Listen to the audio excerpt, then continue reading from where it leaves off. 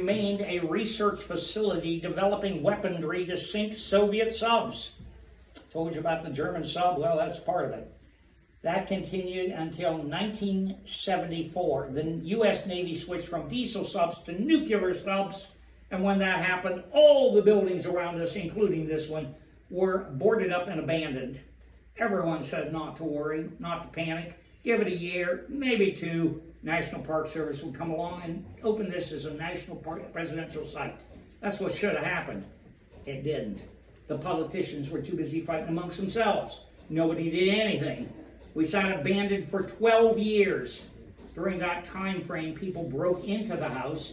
They damaged things. They stole things. A homeless person set the living room on fire. It's a miracle we survived. The only bright light I can tell you is that someone very wisely approached the Navy and said, this seems to be taking a long time. And so they removed the poker table, the silver, this is the Admiral's silver in the corner cupboards, and the President's piano out of the living room. Those few items were put in another museum, a county museum. Everything else, though, was too big to fit through the windows. It was just left sitting here. The most common thing happened.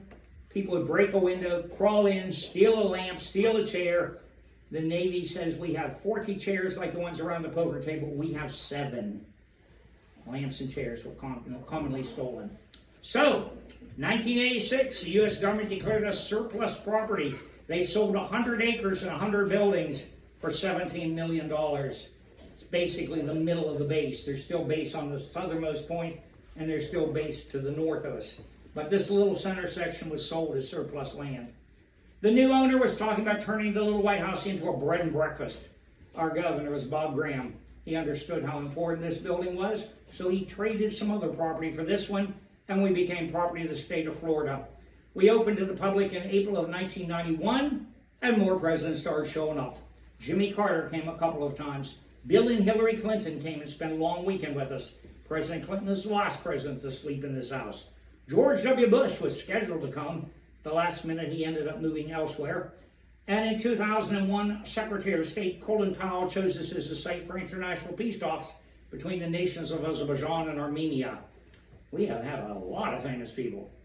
So, we got a full house, no question about it. I saw some green cards. That indicates to me we've reached a certain level and we're into the next. So here's what we're going to do. I am determined to keep you healthy.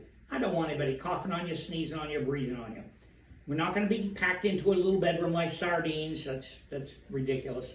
So here's what I'm going to suggest. And we've got 3 bedrooms. There's some things I want you to notice in each room. First bedroom, top of the stairs. It has 2 brown beds. It was used by Charlie Ross, President Truman's press secretary, and by Clark Clifford, special assistant to the president. There's a 4-foot-high statue up there. That is the artist's model for a brand new 11-foot-high statue that the state of Missouri just installed in the U.S. Capitol building. Harry Truman now is 11 foot tall in the U.S. Capitol. They took down an artist and put Harry in instead. It's about time. Then we have some china from the president's train, from the president's ship, from, quite honestly, the White House. Never knew the president had so many sets of dishes. But there's 2 things, they're tied together. One is a framed photo, President Truman holding a newspaper that says, Dewey defeats Truman. And second is the actual paper and an enlargement from the section of that paper. Here's what happened. President Truman went to the convention, July of 1948. He's seeking nomination. That's a formality. First ballot, done deal. He's already renominated. He comes back the next day. He wants to hear the platform. What is the party going to stand for? What do they believe in? Much to his shock, when he walked in, he noticed fistfights occurring all over the convention floor. Delegates were punching each other out. The fight? Civil rights. The party has shattered. Henry Wallace, who'd been the vice president with Roosevelt, walked out with all the left-leaning delegates. They formed a brand new party called the Progressives. They were very pro-Soviet. The right wing walked out with Strom Thurmond and the Southern Democrats. They're screaming segregation now, segregation forever. They walked out. Some of Truman's friends whispered, it doesn't look like you're going to win after all. Well, the president had a different idea.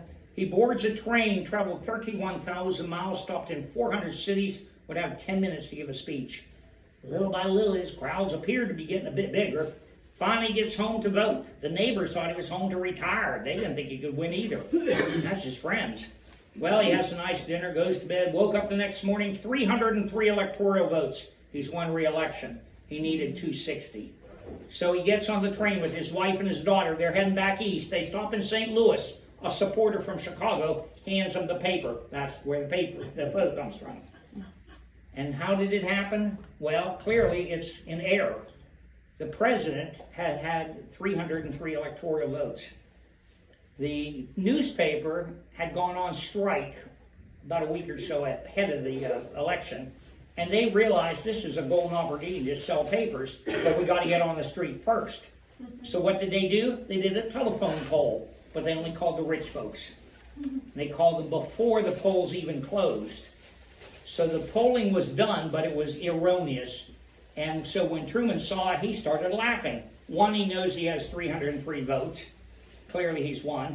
Two, he'd already gotten a letter from Mr. Dewey on the train saying, "Congratulations, Harry, you won."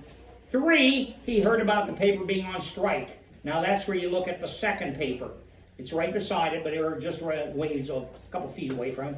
The second paper has the bottom corner upside down and backwards. The typesetters union had walked out and management doesn't know how to typeset. When Truman saw that, he says, hell, they can't get the headline right, they can't even get the text right. So he's making fun of the paper. They're still embarrassed. They will not allow us to reprint it. If you find an original like ours, $3,000 to $4,000. Now, you're going out onto the next bedroom. It's got 2 white beds. That's Mrs. Truman's bedroom. I'll tell you what, it's a silly rule of Washington. They didn't want to waken the First Lady in the middle of the night, so they always had a separate bedroom down the hall. At the big White House, they have a separate bedroom down the hall at the little White House. The second bed is for their daughter, Margaret. She's not yet married. She has beginning a singing career. She's on the road part of the time. She still wants to be time with mom and dad, so she drops in, and the second bed is for Margaret to share. We don't have a lot of extra bedroom space. Now, you're going out on the porch. There was no air conditioning in those days. We had no glass in the windows, just screen. The breeze would be blowing through.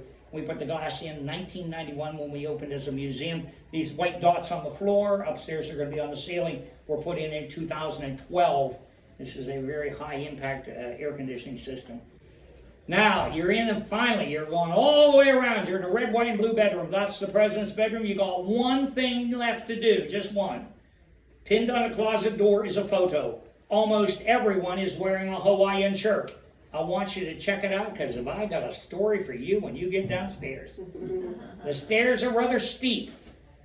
There's 16 steps up, 16 steps down. If you don't want to do the stairs or can't do the stairs, no shame. I'll be happy to give you a photo album and a folding chair. We can take care of that. Otherwise, the rest of you are going upstairs, going across, coming down. Should take 5 to 7 minutes. I'm going to be the first one to tell you it looks like our mom and grandma's house. You're going to want to look at every little thing, and you're going to be here for 3 weeks.